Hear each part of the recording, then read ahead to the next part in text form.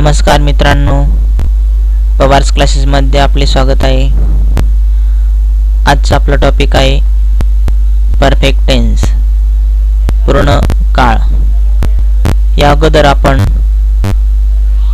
Continuous tense, चालू काळ, simple tense, साधे काळ यावर व्हिडिओ बनवलेले आहेत।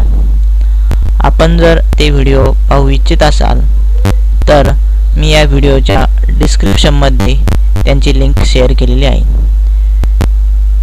आज आपण प्रेझेंट परफेक्ट टेन्स म्हणजे पूर्ण वर्तमान काळ, पास्ट परफेक्ट टेन्स म्हणजे पूर्ण भूतकाळ, फ्युचर परफेक्ट टेन्स म्हणजे पूर्ण भविष्यकाळ, या तीन काळांचा उपयोग कशासाठी होतो आणि त्यांचे इंग्रजीचे वाक्य, मराठीचे वाक्य यांचा आपण अभ्यास करणार आहोत। तर आपण सर्वप्रथम प्रेझेंट परफेक्ट टेन्स म्हणजे काय याबद्दल माहिती घेऊ।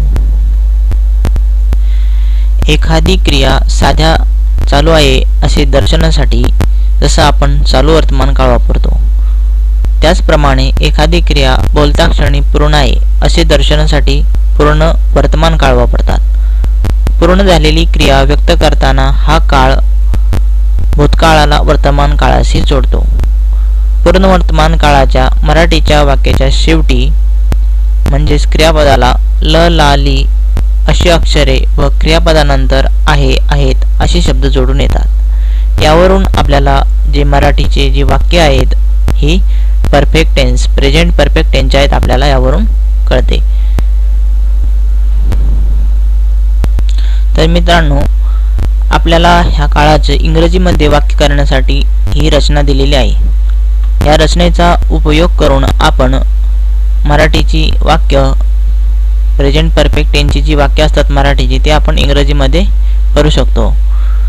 परंतु त्या अगोदर आपल्याला दिलेले वाक्य हे कोणत्या काळाचं आहे ते ओळखण्यासाठी ओळखता येणं गरजेचं आहे। जर वाक्य प्रेझेंट परफेक्ट टेन्स असेल तर क्रियापदाला ल, ला, ली अशी अक्षरे जोडून येतात व नंतर आहेत, आहेत असे शब्द येतात। अशा प्रकारचे वाक्य आलं असेल तर ही रचना वापरून आपण प्रेझेंट परफेक्ट टेन्सचं आपण वाक्य तयार करू शकतो। रचना पहा, करता plus have oblique has plus क्रियापदाचे तिसरे रूप करता। करता म्हणजे वाक्यातील कार्य करणारा शब्द असतो, त्याला करता म्हणतो। सपोज आपण एक उदाहरण घेऊ, हरी मोटरसायकल चालवतो। मोटरसायकल चालवण्याची क्रिया ही हरीकडून होत असते, म्हणजे हरी तो करता आहे असा त्याचा अर्थ होतो। तसेच हॅव ऑब्लिक हॅज यालाच हेल्पिंग वर्ब असे म्हणतात। हॅव आणि ह्याचा आपण डिफरन्स म्हणजे फरक आपण खाली पाहणारच आहोत। यामध्ये क्रियापदाचे तिसरे रूप, क्रियापदाचे तीन रूपे असतात, पहिले रूप, दुसरे रूप, तिसरे रूप। त्यापैकी जे परफेक्ट टेन्स असतात त्यामध्ये क्रियापदाचे तिसरे रूप वापरले जाते। तर आपण या रचनेवर काही उदाहरणे पाहू। हॅव आणि ह्याचा फरक पहा।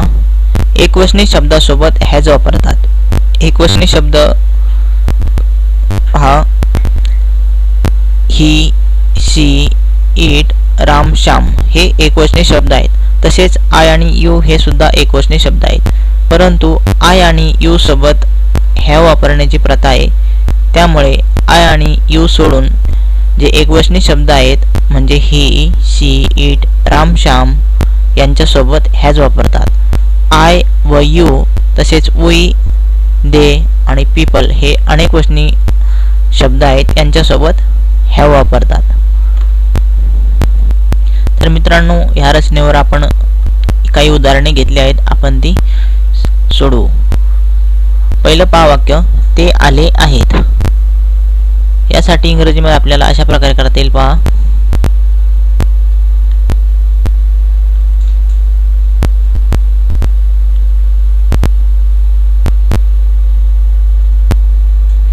ते साठी आपण दे हा शब्द वापरतो।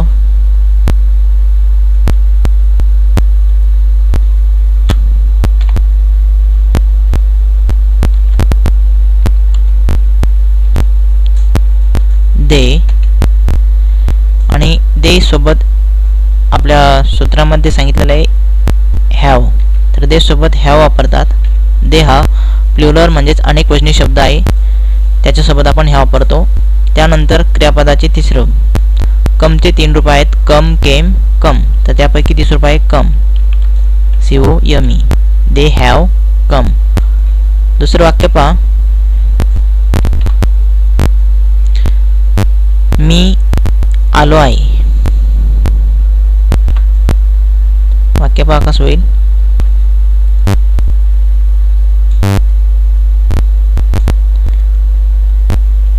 I have come. यामध्ये फक्त सब्जेक्ट बदललेला आहे. पहिल्या वाक्यामध्ये दे हा सब्जेक्ट होता, नंतर दुसऱ्या वाक्यामध्ये आय हा सब्जेक्ट आहे. क्रियापदाची रूपे सेम आहेत. पुढचे वाक्य पहा. तू आला आहेस. तू म्हणजेच यू, YOU.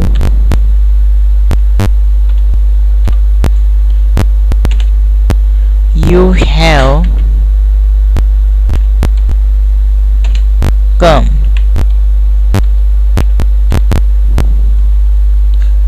नेक्स्ट एक्झाम्पल पहा.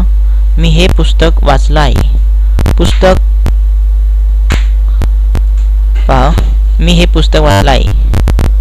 इथे सुद्धा करता एक वचन आहे पण आय आहे, त्यामुळे आपण हॅव हा शब्द वापरतो. त्यामध्ये आय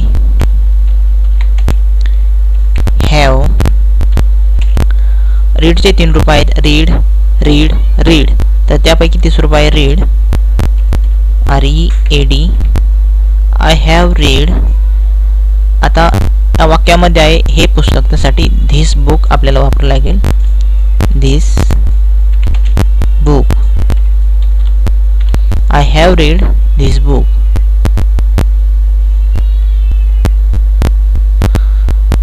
नेक्स्ट पहा. मी त्याला पत्र पाठवलं आहे. त्यासाठी शब्द आहे आय हॅव सेंट. हे तिसरं रूप आहे. Send, sent, sent. त्यापैकी तिसरं रूप आहे सेंट. सेंट म्हणजे पाठवणे, SENT. I have sent him. Him म्हणजे त्याला. ही द्वितीय आहे, हिची द्वितीय him. I have sent him a letter. A letter, TTER.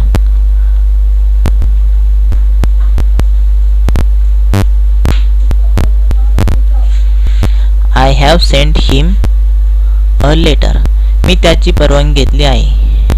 हे पहा.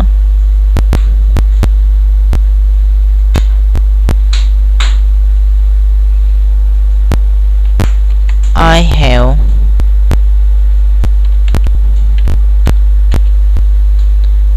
टेकचे 3 रूप पहा. टेक, टूक, टेकन. टेक म्हणजे घेणे, तर परवानगी घेणे, परमिशन घेणे. परमिशनला आपण इंग्रजी शब्दच परमिशन आहे आणि घेण्यासाठी टेकन हा शब्द आपण वापरू. हे क्रियापदाचे तिसरं रूप आहे. I have taken his permission. His permission.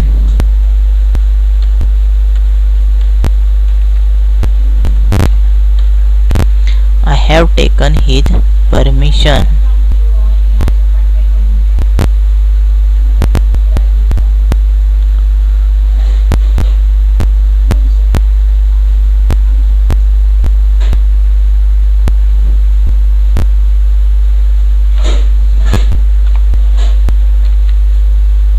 I have taken his permission. Next example पहा. तू खूप बदलला आहेस. You have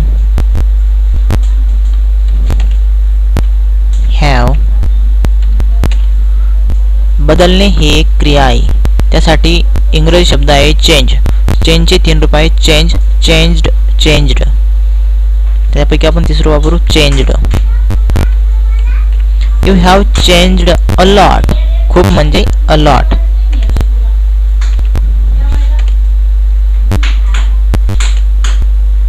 A lot.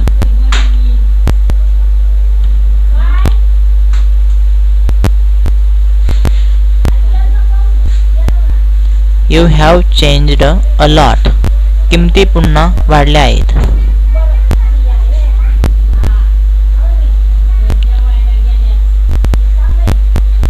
किमती ह्या अनेक वचनी शब्द आहे, त्यासाठी आपण प्राइस हा शब्द वापरतो. प्राइस म्हणजे किंमत आणि प्राइसेस म्हणजे किमती. मग आपण म्हणू प्राइसेस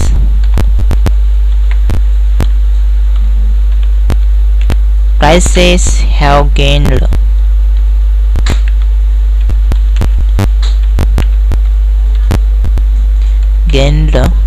again. पुन्हा म्हणजे again. prices have gained again.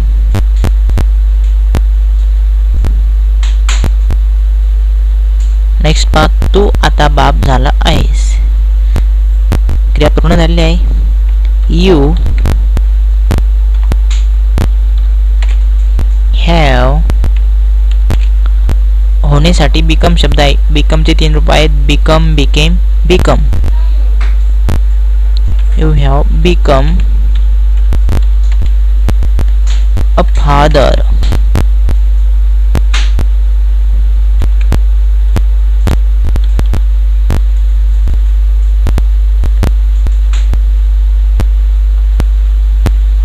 तर मित्रांनो, अशा प्रकारे आपण प्रेझेंट परफेक्ट टेन्सचे एक्झाम्पल पाहिले आहेत. यामध्ये वर्तमान काळात बोलता क्षणी झालेल्या क्रियांचं वर्णन, पूर्ण झालेल्या क्रियांचं वर्णन येतं. आता यानंतर आपण नेक्स्ट टेन्स पाहू, past perfect tense. Past perfect tense म्हणजे पूर्ण भूतकाळ. पूर्ण भूतकाळ समजून घेण्यासाठी मी एक वाक्यरचना दिलेली आहे. तर ती वाक्यरचना पहा. हरी माझ्याकडे दुपारी 2 वाजता आला. मी त्याला येण्यासाठी सकाळी 10 वाजता फोन केला होता. तर ह्या वाक्यामध्ये फोन केला होता हे पास्ट परफेक्ट टेन्सचं वाक्य आहे. तर ह्या हरीच्या ज्या क्रिया आहेत त्याबद्दल आपण समजून घेऊ. समजा हे वाक्य तुम्ही सायंकाळी 6 वाजता बोलत असाल, तर दुपारचे 2 ही भूतकाळातील वेळ झाली आणि फोन करण्याची क्रिया या भूतकाळातील वेळेच्या म्हणजे दुपारी 2च्या आधीच पूर्ण झाली होती, असा अर्थ व्यक्त करण्यासाठी. म्हणजेच एखादी क्रिया भूतकाळातील एखाद्या ठराविक वेळेच्या आधी अगर त्या वेळेपर्यंत पूर्ण झाली होती असे दर्शवण्यासाठी पूर्ण भूतकाळ वापरतात. वरील वाक्यामध्ये मी त्याला येण्यासाठी सकाळी 10 वाजता फोन केला होता. हे जे वाक्य आहेत हे पास्ट परफेक्ट टेन्सचं वाक्य आहे. यामध्ये एक अंडरलाईन करण्यासाठी जागा आहे, केला होता. ही जागा आहे इथं पहा, केला होता. तर अशा प्रकारचे शब्द मराठीच्या वाक्याला जोडून आले तर तो जो काळ असेल तो पास्ट परफेक्ट टेन्स असेल. ते जे वाक्य असेल ते पास्ट परफेक्ट टेन्सचं वाक्य होईल. तर जे पास्ट परफेक्ट टेन्सचं वाक्य असेल त्याच्या वाक्याची ओळखीसाठी एक ओळख म्हणून मी एक नोट देतो. नोट पहा. क्रियापदाच्या शेवटी ला, ले, ली, लो अशी अक्षरे आणि क्रियापदानंतर होता, होती, होते, होतं असे शब्द म्हणजेच वाक्याच्या शेवटी ल होतं, ल होते इत्यादी सारखे शब्द येतात. इथे पहा, ला होता असा शब्द आला. अशाच प्रकारची वाक्य ही पास्ट परफेक्ट टेन्समध्ये येतील. पास्ट परफेक्ट टेन्स आपल्याला मराठीचं वाक्य कळालं, ती इंग्रजीमध्ये करण्यासाठी आपल्याला त्या टेन्सची रचना माहीत असणं आवश्यक आहे. तर आपण ती रचना पाहून घेऊ. रचनेमध्ये पहा, कर्ता प्लस हॅड प्लस क्रियापदाचे तिसरे रूप. तर पास्ट परफेक्ट टेन्समध्ये सुद्धा क्रियापदाचे तिसरे रूप वापरतात. ज्याप्रमाणे प्रेझेंट परफेक्ट टेन्समध्ये सुद्धा क्रियापदाचे तिसरे रूपच वापरले आहे आपण. यामध्ये हेल्पिंग वर्ब म्हणून हॅडचा यूज केलेला आहे.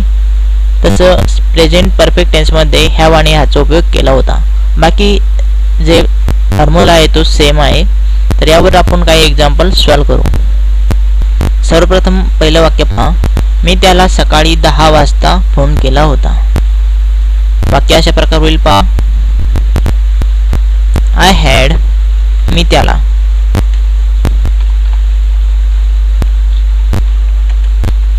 I had फोनड. फोनड म्हणजे फोन करणे. आय हॅड फोनड हिम, त्याला.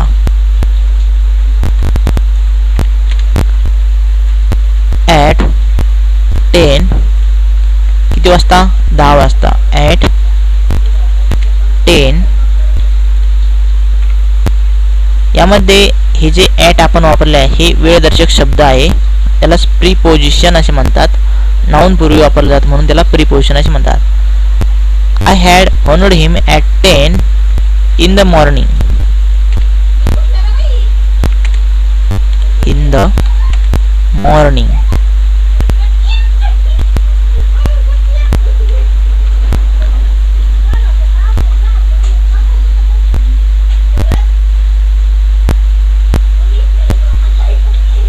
नेक्स्ट एक्झाम्पल पहा.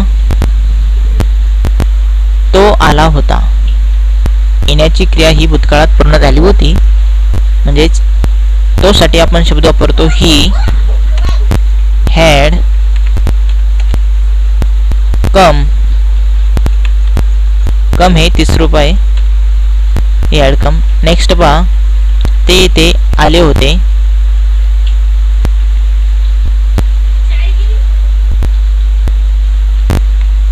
They had come here. येथे म्हणजे here. They had come here.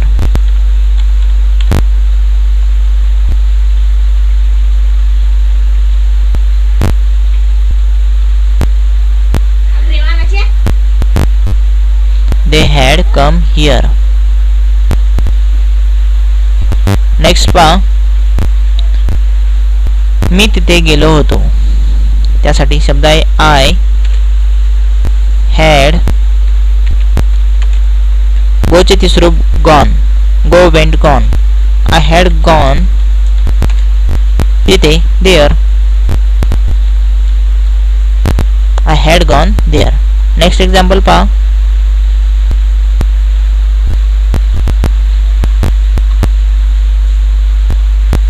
मी त्याला सांगितलं होतं. I had. सॉरी, कलर दिसत नाहीये. I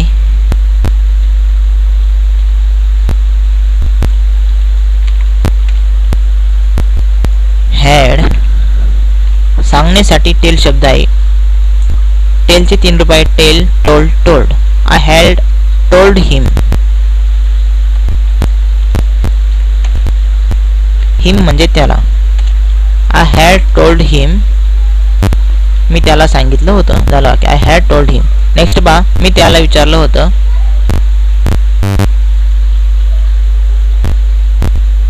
I had.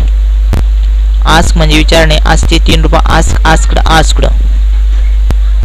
I had asked him. Next पहा.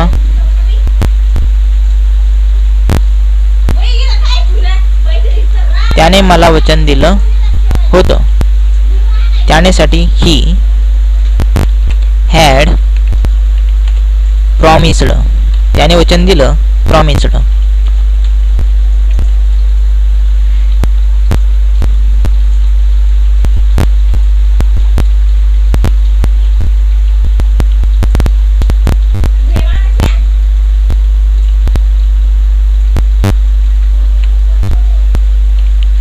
promised. He had promised me. कोणाला दिलं? मला. म्हणून मी. He had promised me. त्याने मला वचन दिलं होतं. He had promised me. अशा प्रकारे वाक्य होईल पहा. नेक्स्ट एक्झाम्पल पहा. आम्ही तिथे गेलो होतो. आम्ही म्हणजे we had gone there. We had gone there. Next पहा. आम्ही 8 जण तिथे गेलो होतो. 8 of us. 8 जण म्हणजे 8 of us. EIGHT. 8 of us. 8 of us आम्ही 8 जण म्हणजेच 8 of us had gone there.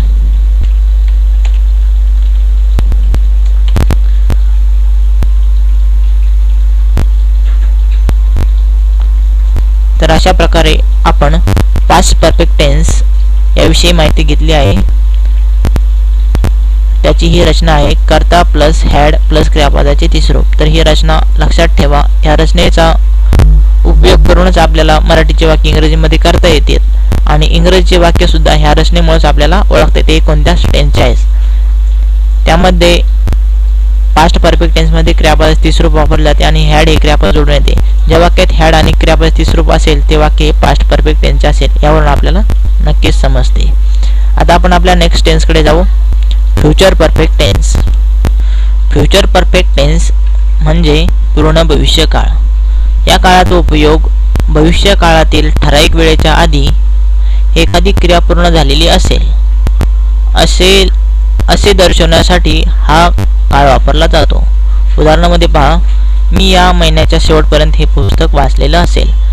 म्हणजे हा महिना आता सध्याला चालू आहे, याचा शेवट भविष्यकाळात येणार आहे, तोपर्यंत हे पुस्तक मी वाचलेलं असेल. म्हणजे त्यापर्यंत ही क्रिया पूर्ण झालेली असेल.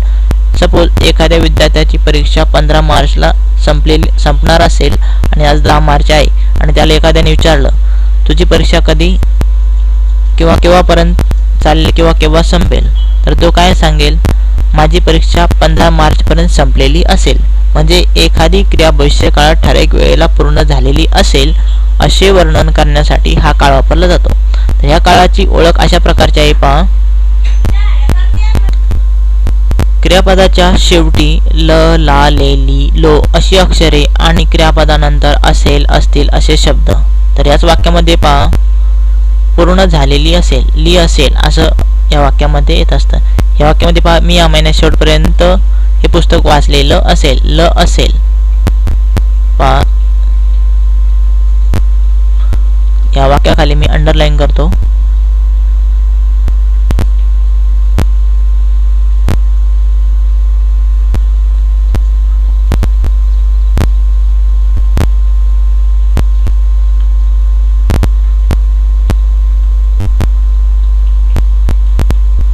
वाचलेलं असेल, ल असेल अशा प्रकारचे शब्द हे मराठीच्या वाक्याला जोडून आले असेल तर तो जो काळ असेल तो फ्युचर परफेक्ट टेन्स म्हणजे पूर्ण भविष्यकाळ असेल. आपल्याला ही जी वाक्य आहेत पूर्ण भविष्यकाळाची ओळखली, त्यानंतर त्यांना इंग्रजीमध्ये रूपांतरित करण्यासाठी त्यांची रचना येणं आवश्यक आहे. तर ती आपण रचना पाहून घेऊ. कर्ता प्लस विल हॅव प्लस क्रियापदाचे तिसरे रूप. आपण प्रेझेंट परफेक्ट टेन्समध्ये, पास्ट परफेक्ट टेन्समध्ये आणि फ्युचर परफेक्ट टेन्समध्ये ही क्रियापदाचे तिसरे रूपच वापरलेले आहे. म्हणजेच परफेक्ट टेन्समध्ये क्रियापद तिसरे रूप हे वापरतात. कर्ता आणि क्रियापद तिसरे रूप हा जो पार्ट आहे हा तीनही टेन्समध्ये सेम आहे. यामध्येच फक्त हा जो मधला पार्ट आहे हेल्पिंग वर्बचा एवढंच याच्यामध्ये चेंज होत असतो. प्रेझेंट टेन्समध्ये हॅव हॅज होतं, पास्टमध्ये हॅड आणि फ्युचरमध्ये विल हॅव असेल. अशा प्रकारे ही वाक्य होईल. आपण यावर काही उदाहरणे पाहू. पहिलं वाक्य पहा, बस सुटली असेल. म्हणजे एखादी क्रिया झाली असण्याची शक्यता व्यक्त केली जाते. The bus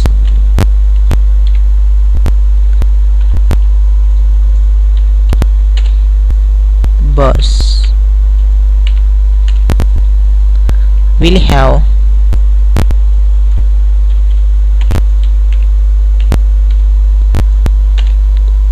the bus will have left. Leave म्हणजे निघून जाणे, त्याचं तिसरं रूप आहे left. The bus will have left. यामध्ये आपण बस या शब्दासोबत द हा शब्द वापरलेला आहे. याचं कारण एवढंच आहे की आपण एका ठराविक बसबद्दल जी आपल्याला माहीत आहे त्या बसबद्दल बोलत आहे, म्हणून या वाक्यामध्ये बस या शब्दाला द हा शब्द जोडून आलेला आहे. नेक्स्ट पहा, तो आतापर्यंत घरी पोहोचला असेल. ही will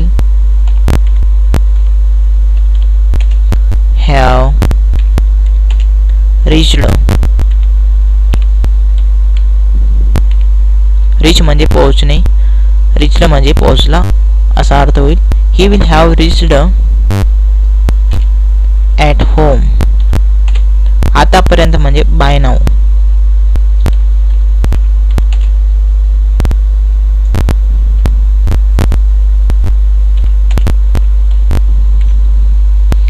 He will have reached at home by now.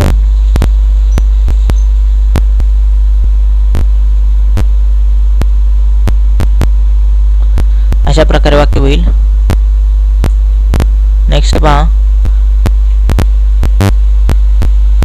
या महिन्याच्या शेवटपर्यंत मी हे पुस्तक वाचलेलं असेल. मी हे पुस्तक वाचलेलं असेल म्हणजेच I will have. वाचण्यासाठी रीड शब्द आहे. रीडचे तीन रूप सेमच आहेत. I will have read this book at the end of this month. या महिन्याच्या शेवटपर्यंत एक वेळदर्शक शब्द आहे म्हणून ॲट हा शब्द इथे वापरलेला आहे आपण. किंवा आपण बाय शब्द वापरून सुद्धा त्याला वापरू शकतो. म्हणजेच पहा, I will have read this book by the end of this year, sorry this month.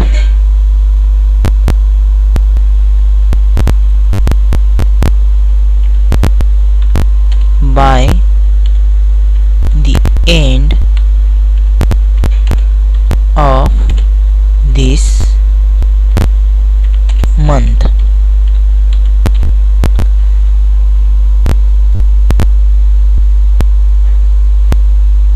Next पहा. माझी परीक्षा 15 मार्च पर्यंत संपलेली असेल. My examination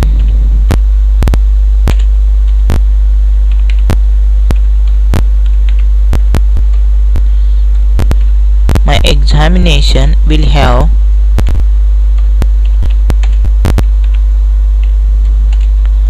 finished, संपलेली असेल. by the end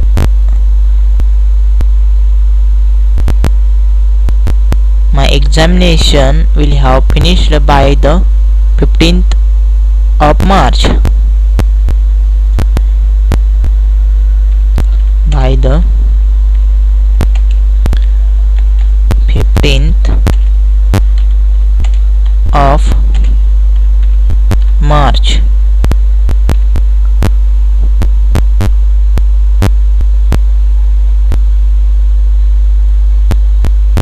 My examination will have finished by the 15th of March. म्हणजे 15 मार्च पर्यंत संपलेली असेल. नेक्स्ट पहा. या वर्षाच्या शेवटपर्यंत by the end of this year असं म्हणू शकतो आपण. मी हे पुस्तक लिहिलं संपवलेलं. I have finished writing of this book by the end of this year. अशा प्रकारे वाक्य होईल पहा. आय विल हॅव फिनिश्ड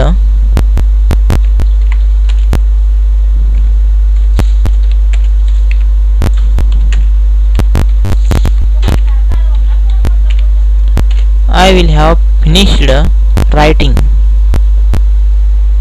लिहिणं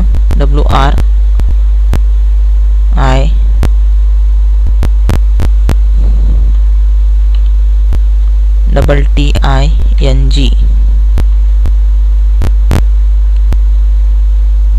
सर डबल टी नाही यामध्ये. I will have finished writing this book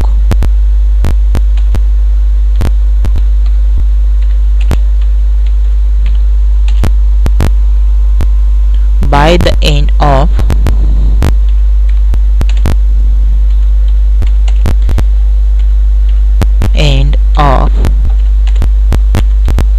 this year.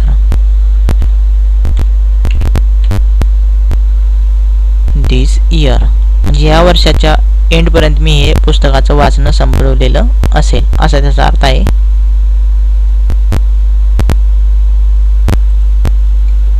तर मित्रांनो, अशा प्रकारे आपण फ्युचर परफेक्ट टेन्स म्हणजे पूर्ण भविष्यकाळाची माहिती घेतलेली आहे. या काळाची रचना ही व्यवस्थित लक्षात ठेवा. या रचनेमुळेच आपल्याला ही संपूर्ण वाक्य आपल्याला करता येतात. मी तुम्हाला काही होमवर्कसाठी काही एक्झाम्पल देतो, ती तुम्ही घरी सॉल्व करा. मित्रांनो, मी तुम्हाला ह्या तीनही टेन्सवर होमवर्क दिलेला आहे. हे जे पहिले 5-6 वाक्य आहेत हे प्रेझेंट परफेक्ट टेन्स, नंतर पास्ट परफेक्ट टेन्स आणि नंतर फ्युचर परफेक्ट टेन्सची वाक्य आहेत. तुम्हाला हा व्हिडिओ कसा वाटला मला नक्की कमेंट बॉक्समध्ये लिहून कळवा. व्हिडिओला लाईक करा, शेअर करा, सबस्क्राईब करा. ज्यांना कोणालाही या व्हिडिओची गरज असेल त्यांच्यापर्यंत हा व्हिडिओ नक्की पोहोचवा. माझी हीच अपेक्षा असेल की आपले महाराष्ट्रातील मुलं ही ऑनलाईन पद्धतीने आणि ह्या कोरोनाच्या सावटापासून कशी वाचतील या दृष्टीने मी हा व्हिडिओ तयार केलेला आहे.